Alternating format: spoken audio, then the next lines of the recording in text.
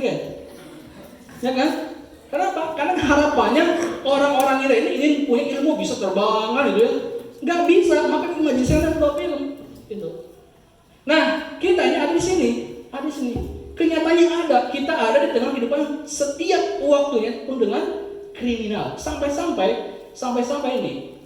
Ini ada kena siapa ini? Spiderman. Spiderman. Orang sudah bangun. Sepi. Ya. Ramederman lah, sepi lah. Spiderman ini ada gini, yang membuat superhero itu stres dan galau. Kenapa? Coba bayangin. Dikit-dikit sudah memberantas kejahatan, pulang ke rumahnya mau buka kostumnya, tiba-tiba ada kejahatan lagi, dan balik lagi gitu. Belum juga rebahan, ada kejahatan lagi. Belum juga cuci tangan, ada kejahatan lagi. Stres, tiap detiknya itu kejahatan terjadi. Pengen pensiun dini jadi superhero. Karena apa? Ini anekdot bahwa kejahatan setiap detik itu terjadi. Sampai-sampai dianalogikan superhero pun kalau memberantas kejahatan hari ini ingin pensiun karena saking banyaknya kejahatan. Itu yang terjadi. Tapi kita ingin mencontoh sebuah hal yang nyata, gak fiktif. Kalau orang Amerika itu fiktif superhero yang nggak ada Superman, ada nggak? Ada juga Mas Superman. Ada Superman kan? Ya ampun. Nggak ada. Maka fiktif, gak nyata, bohongan. Sehebat apapun dalam film itu fiktif, kita nggak usah terkagum-kagum, kayak itu bohong. Tapi kita sebagai muslim punya, ini ingat nih, punya sosok yang nyata ada dan hidup di tengah yang kehidupan yang rusak dan harus kita contoh. Kalian tahu siapa? Nabi Muhammad. Ini fragmen singkat perjuangan sang leader sejati, pemimpin sejati yang bisa menghantarkan masyarakatnya dari kegelapan menuju cahaya. Diawali dari apa? Diawali dari ini, hidup di masa jahiliyah. Beliau ini lahir hidup di tengah masa jahiliyah. Teman-teman tahu mana jahiliyah? Apa? Zaman kebodohan. Bodoh kenapa? Bodoh kenapa? Gak bisa tulis, gak bisa baca. Bukan ya teman-teman. Jadi makna jahiliyah pada waktu itu 14 abad yang lalu, makna jahiliyah yang disebutkan di sana bukan tidak bisa baca dan tulis. Tapi apa? Tapi ini maknanya.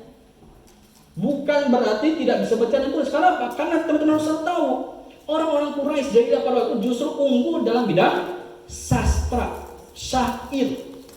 Maka oleh karena itu kemudian Allah menurunkan mukjizat berupa Al-Quran, mukjizat untuk yang melemahkan keunggulan pada waktu itu. Di makna mukjizat, azaza untuk melemahkan keunggulan peradaban manusia pada waktu itu. Contoh misalnya teman-teman, Nabi Musa, mukjizatnya apa? Tongkat, Allah berikan tongkat, di mana tongkat itu bisa berubah menjadi ular besar. Di mana dengan tongkat itu diketukkan ke batu keluar 12 mata air. Di mana dengan tongkat itu bisa membelah lautan. Kayak itu. Di mana kemudian buah-buahan itu datang langsung dari langit. Itu. Kenapa Allah berikan mukjizat seperti itu? Karena peradaban masyarakat Nabi Musa, umat Nabi Musa pada itu yang diagungkan adalah terkait dengan sihir. Maka untuk melemahkan peradaban manusia pada waktu itu dengan mengagungkan sihir, maka Allah datangkan penyeimbang untuk melemahkan sihir-sihir mereka dengan bentuk sebagaimana tadi. Nabi Isa alaihissalam apa mukjizatnya? Bisa menyembuhkan penyakit. Karena pada waktu itu penyakit sangat meluas dan tidak ada obat. Mereka membanggakan dunia pengobatan, tapi ketika Allah berikan penyakit, satu penyakit tidak bisa disembuhkan. Tapi dengan Nabi Isa, biiznillah sekali usap langsung sembuh. Maka disebut sebagai Isa al-Masih, Isa al-Mesiah yang sekali sentuhan, sekali sentuh biiznillah sembuh. Melemahkan keunggulan pada waktu itu, kemudian didatangkan mukjizat. Nabi kita Muhammad SAW, kenapa Allah menurunkan mukjizat Al-Quran? Karena yang dibangga-banggakan oleh orang Quraisy adalah tentang syair-syairnya. Satu-satunya keunggulan orang Quraisy itu berbangga dengan syair. Maka jahiliyah di sana bukan tidak bisa baca dan tulis. Mana mungkin orang yang ahli dalam syair tidak bisa baca dan tulis kan itu. Tetapi jahiliyah di sini adalah poinnya adalah tidak mau hidup diatur oleh Allah SWT. Apa contohnya? Nih, contohnya ini adalah khamar. Ini saya menceritakan berapa lama? 14 abad yang lalu. Berapa? 14 abad yang lalu. 1400 tahun yang lalu dari sekarang. Jadi kebiasaan masyarakat jahiliyah pada waktu itu, ketika Nabi Muhammad SAW lahir, kebiasaannya adalah mabuk-mabukan, khamr. Saya tanya ke teman-teman, 14 abad yang lalu itu ya. Kemudian 14 abad kemudian hari ini, saya tanya, mabuk sudah ada atau hilang? Masih ada. Masih ada.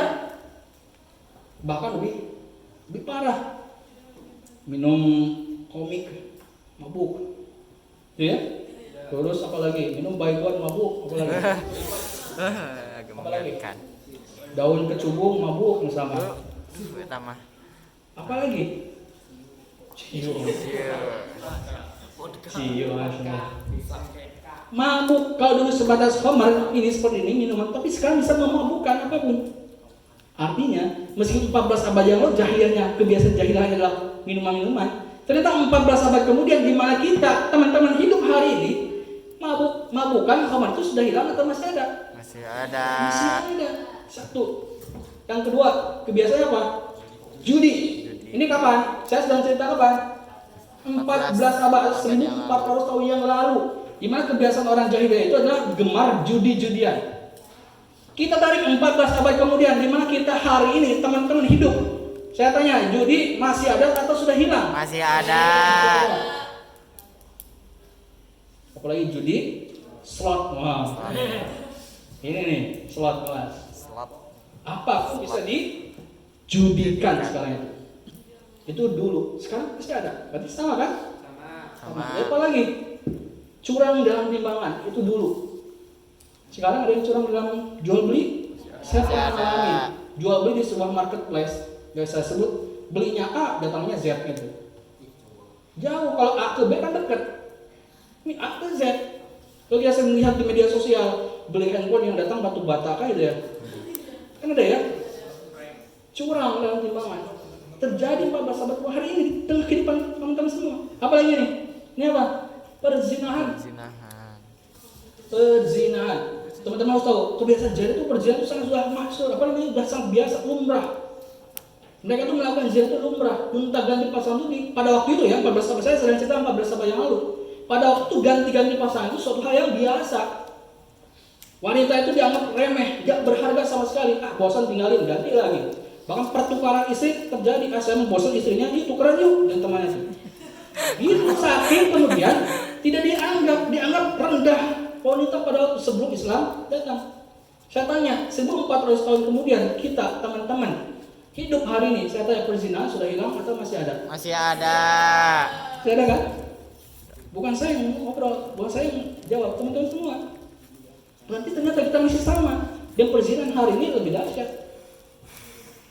Saya sering menceritakan perzinahan hari ini dikondisikan seperti buang sampah. Kalau teman-teman di sekolah ada sampah berserakan, enak gak dipandangnya? Enggak kan? Gimana caranya? Pungut sampahnya, buang ke tong sampah. Dikumpulkan. Nah, kaidah buang sampah ini dipakai untuk mengamankan, mengkondisikan perzinahan hari ini. Daripada perempuan-perempuan itu berjejeran, berserakan di mana-mana, menjajakan dirinya, maka mending dirapihkan, dibuat satu tempat. Namanya tempat yang sebenarnya lokalisasi prostitusi. Kalau pengen jangan nggak enak dipandang, nih ada tempatnya, nggak gitu. Sekarang itu lebih dahsyat. Dan perzinahan itu teman harus tahu. Sekarang anak remaja sekarang diawali dengan satu pintu. Apa pintunya? Pacaran. Nah, saya tanya di sini teman-teman yang orang-orang pilihan terbaik, istimewa, ada yang pacaran nggak? Ada. Ada nggak? Ada. Ada pacarnya? Ada. Nah, generasi terbaik kita nih. Generasi terbaik orang pilihan. Ada yang pacaran? Ada. Saya nggak pacaran. Saya pacaran Kang, misalkan. Tapi nggak pernah ketemu. Saya di mana di Batu Lawang misalkan. Jadi karya Bekti misalkan. Gedung ketawa tadinya beda desa kan. Saya nggak pernah ketemu. Oke, ketemu. Nggak pernah berjumpa fisik boleh. Coba lihat chattingannya isinya apa. Yes. Aku sayang kamu. Aku nggak bisa hidup tanpa kamu. Kamu aku sangat butuh kamu. Jangan tinggalkan aku sendirian. Aku rindu kamu, sayang kamu. Nah, itu. Kalau ketemu suntangan, pernah ketemu yang kayak gitu? Pernah. Pernah berjumpa yang kayak gitu? Pernah. Anehnya anak zaman sekarang ke orang lain sampai seperti itu. Ke orang lain dia bisa mengeluarkan kata-kata yang aku gak bisa hidup tanpa kamu, aku rindu sama kamu, aku sayang kamu. Tapi ke orang tuanya sendiri susah ngomong kayak gitu. Aneh loh. Ke orang lain dengan mudahnya dia memberikan tangannya atau cium tangannya orang lain kalau orang pacaran itu anak zaman sekarang itu. Tapi ke orang tua coba tanya, pernah kayak gitu? Pura-pura berangkat sekolah, berangkat aja, pulang aja. Kapan terakhir kita mengucap orang tua kita? Tadi pagi. Jika dipikirkan. Dan orang pacaran sekarang itu kan orang-orang pacaran zaman sekarang kan tadi panggilannya aneh pada umumnya. Mami papi kan itu ya, ayah bunda kan itu, mimi pipi kan itu, aneh itu, ai bebek kan itu, maksudnya ayam dengan bebek itu maksudnya itu, ayam bebek maksudnya itu. Jadi kalau lagi pacaran sebut ayah bunda, kalau putus nggak mau disebut janda duda kan aneh. Lucu aneh sekarang, pacaran cepet banget sebutnya ayah bunda, sekalinya putus nggak mau disebut sama temannya janda duda. Harus konsekuen dong, kalau lagi pacaran ayah bunda, kalau putus ya janda duda kan? Tapi nggak mau itu. Itu anak-anak pada umumnya pacarannya malam minggu kan itu, jalan-jalan nongkrong, itu udah biasa yang anak-anak ini. Tapi ada yang spesial, ada orang-orang spesial, anak-anak pilihan yang itu aktivis pacaran, terutama anak-anak IRM nih. Yang tadi saya tanyakan anak IRM, Ikatan Remaja Masjid. Anak IRM itu beda. Ini studi kasusnya nyata. Anak IRM itu beda dengan anak pada umumnya. Kalau pada umumnya malam minggu, dia itu malam Jumat. Kalau yang lain panggilannya ayah bunda, mami pupi, dia abi umi kan? Ngalamin. Abi umi, ukti akhi, nah itu. Mau berangkat malam Jumat, dia yasinan dulu kan itu. Setelah yasinan dia siap-siap keluar rumah ngucapin Bismillahirrahmanirrahim. Mau kemana? Mau ketemuan. Naik motor, sebelum nyalain motornya dinyalain earphone Bluetooth misalkan, nggak pakai kabel, dinyalain, dibuka murotal, bukan dangdut, bukan jazz, bukan punk rock, bukan. Murotal untuk menemani dia perjalanan menuju rumah sang pujaan hati. Itu yang terjadi. Anak IRM nih. Karena dia yang paling ini pengalaman nyata ini. Kemudian turun dari motor, ngucapin apa? Alhamdulillah. Mau ngapain? Ketemuan. Nah itu. Sampai buka gerbang pintu rumah, ketok pintu, Assalamualaikum warahmatullahi wabarakatuh. Ilmu tahsin tajwidnya pas gitu. Anak IRM itu ngerti banget kaidah-kaidah tajwid, hukum tajwid, makhorijul hurufnya. Yang buka ibunya, Waalaikumsalam, AA, terus diantas, terus teteh, kan gitu jawabannya. Diantosan, dipayun, nunggulah si laki-lakinya. Keluarlah si anak perempuan ini, satu sekolah, anak IRM sama-sama anak IRM. Duduk di depan berduaan, tapi duduknya beda anak IRM itu. Laki-laki yang di sini 1 meter, perempuan di sana. Karena bukan mahram, bukan muhrim, hati-hati. Kalau muhrim pakaian ihram. Ada ya, mahram. Karena iya Pak, enggak boleh berdua-duaan, bukan mahram, maka duduknya terpisah, jauhan.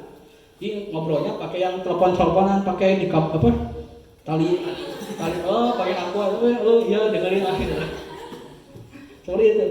Itu malam Jumat pertama, pulang malam Jumat yang kedua besoknya datang lagi, berkurang 0,5 meter duduknya.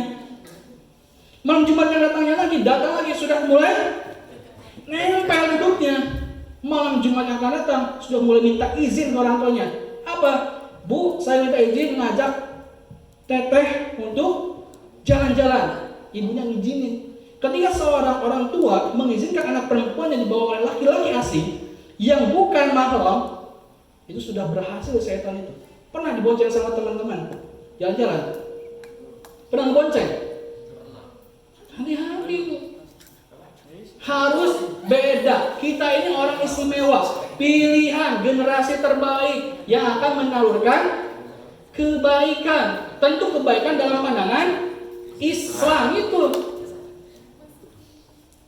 Jalan-jalannya kemana? Tempat yang terang, ke tempat yang ramai dulu. Malah cuma yang akan datang, jalan-jalan lagi mulai cari tempat yang remang-remang. Tahu remang-remang? Sepi, tapi nggak berhenti, survei doang. Ayo, survei dulu dia itu. Malah cuma yang akan datang, mulai berhenti, mulai terjadilah apa yang tidak diinginkan. Perzinahan itu di sana mulainya. Jadi perzinahan itu pintu utama masuknya di pintu pacaran. Ingat, hati-hati menjauhi. Perzinahan itu nggak ada istilahnya pacaran itu nggak pegangan, nggak ada istilahnya pacaran itu nggak lihat-lihatan, nggak menyimpan hati, nggak melakukan apapun, nggak ada, bohong. Kalau nggak melakukan apapun, ucapannya itu ucapan-ucapan yang mengarah kepada perbuatan yang buruk. Maka tinggalkan. Fokus teman-teman sebagai pelajar, belajar, ya, belajar dengan sungguh-sungguh, berbakti ke orang tua. Yang berikutnya apa? Fokus mempelajari, mendalami Islam, itu aja. Nggak usah diribetkan dengan urusan-urusan orang lain ini, orang lain itu. Bukan siapa-siapa kan untuk menambah semangat sekolah. Teman-teman, kalau ingin menambah semangat belajar sekolah, bukan karena dia, bukan karena orang lain. Lihat orang tua kita. Itu alasannya. Ada orang yang bilang, teman-teman bilang, tapi kan saya semangat belajar karena dia, karena ada dia di sekolah. Terus orang tua kemanain? Selama ini sekolah karena dia, bukan karena orang tua. Kalau dipikir ulang, kita ini orang-orang pilihan. Paham ya? Dan ternyata 14 abad kemudian, hari ini yang sebenarnya ada. Dan yang terakhir nih kebiasaannya nih, mengubur bayi perempuan hidup. Jadi kalau kebiasaan orang Quraisy, sekali ada perempuan mengandung, dilahirkan, dilihat tuh jenis kelamin bayinya. Kalau laki-laki aman, dilanjutkan hidup. Tapi kalau perempuan cepat-cepat dikubur hidup-hidup, itu kebiasaan mereka 14 abad yang lalu. Tapi 14 abad kemudian hari ini yang semacam ini masih ada nggak? Ada, bahkan lebih bahaya, lebih dahsyat, lebih gila kalau saya sebutkan.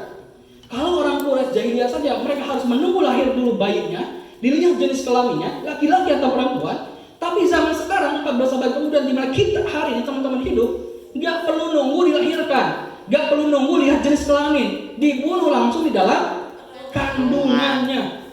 Lebih gila nggak? Apa yang kita sebut aborsi? Jadi teman-teman jangan merasa aman, nyaman, ada pada zona apa? Zona nyaman enggak. Karena pada kenyataannya saya sebutkan tadi, kita ini benar-benar ada di lingkungan kehidupan yang rusak yang saya sebutkan tadi. Jadi kalau kita memahami bahwa kita di lingkungan yang rusak, akan muncul keinginan untuk merubahnya itu. Sebagaimana baginda Muhammad Sallallahu Alaihi Wasallam hidup di tengah itu kan. Kita lihat di Sirah Nabawiyah. Perjalanan baginda Muhammad SAW lahir di tengah masyarakat yang rusak tadi. Tapi justru Masya Allah, kehadiran beliau lahir ke dunia mampu merubah masyarakat yang jahiliyah tadi dari minaz zulumat ila nur, dari kegelapan menuju cahaya. Ini kita teladani. Satu-satunya manusia yang harus kita teladani hanya kepada beliau. Kalau kita hari ini menyadari bahwa kita ini termasuk manusia yang hidup di kehidupan yang jahiliyah sebagaimana saya sebutkan tadi, maka tirulah bagaimana Nabi Muhammad SAW membebaskan masyarakat jahiliyah itu menjadi masyarakat yang terang benderang dengan cahaya Islam. Siap ya? Siap nggak? Siap. Kalau siap, siap. Siap nggak? Siap. Siap. Katakan saya. Siap. Siap. Saya. Kan gitu. Siap. Saya. Siap ya. Nanti kalau tengah perjalanan, kalau saya tanya jawab. Nanti di akhir saya akan kasih door prize spesial, Siap ya, insya Allah. Perhatikan. Nah, dan kita hari ini harus paham bahwa kita ini misalkan ini teman-teman, ini kita generasi muda, di mana generasi muda ini sekarang ini nih diserang dari berbagai arah dengan begitu dahsyatnya. Dari mulai kehidupan yang bebas tanpa batas, kemudian hedonisme, hura-hura, foya-foya. Anak muda kan gemarnya foya-foya. Ya instan, foya-foya, hura-hura, gol bebas, pergaulan tanpa batas. Yang menyebabkan semuanya menjauhkan generasi muda, teman-teman, anak-anak remaja muslim jauh dari urusan agama. Jadi kalau anak-anak muda zaman sekarang kalau berbicara agama, udah zaman kali. gak gaul. Kalau lagi gaul dengan temannya jangan bawa agama. Anak zaman sekarang itu, ini bahaya sekali. Padahal kita bisa tertuntun selamat itu karena ada agama.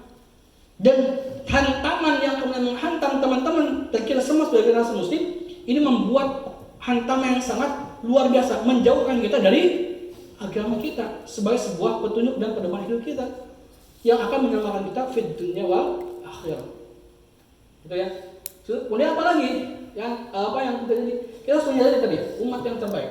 Hantaman itu justru kemudian harus menyadarkan bahwa kita umat terbaik. Seperti tadi di awal mukadimah kita dalam surah Ali Imran, kuntum khayra ummatin ukhrijat linnas. Kalian, kata Allah, kamu adalah umat yang terbaik. Yang muji siapa ini? Yang muji Allah, yang muji itu. Ini teman-teman, misalnya ini siapa namanya nih? Siapa namanya?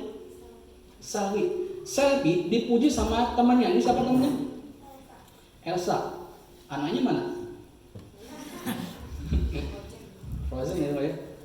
Selby dipuji sama Elsa. Senang nggak Selby? Saking senangnya gimana?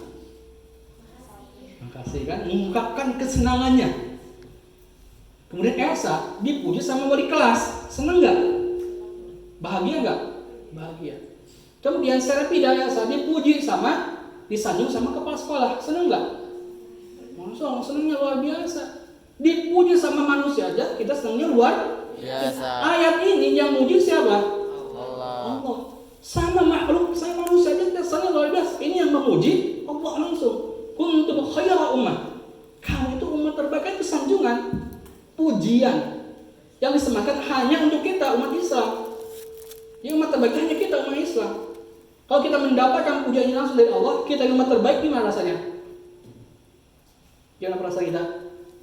Biasa-biasa, be aja, gak ngaruh ah. Gimana rasanya? Ayo gimana rasanya? Dipuji sama Allah, kalian itu umat terbaik. Senang. Biasa aja, ini benar serius? Senang. Senang, kan saya analogikan tadi, kita dipuji sama teman kita, wali kelas, guru kita, kepala sekolah, senangnya luar biasa. Padahal itu yang memuji adalah manusia. Ini yang memuji adalah yang puja manusia. Kan itu? Siapa? Allah. Gimana perasaan kita? Senang. Senangnya lebih kan itu. Kan senang dipuji sama manusia aja senang, apalagi yang memuji adalah yang pemilik manusia. Lebih. Tunjukkan kesenangan kita, tunjukkan kebanggaan kita ketika dipuji, disanjung oleh Allah Subhanahu wa taala. Tunjukkan, pantaskan. Nih, saya itu umat terbaik. Gimana sih ciri umat terbaik itu? Gimana sih umat terbaik itu? Satu ini ciri terbaik itu. Nomor satu, tidak sama dengan yang lain, paling unggul, paling hebat. Itu umat terbaik itu. Kita, teman-teman, itu generasi terbaik.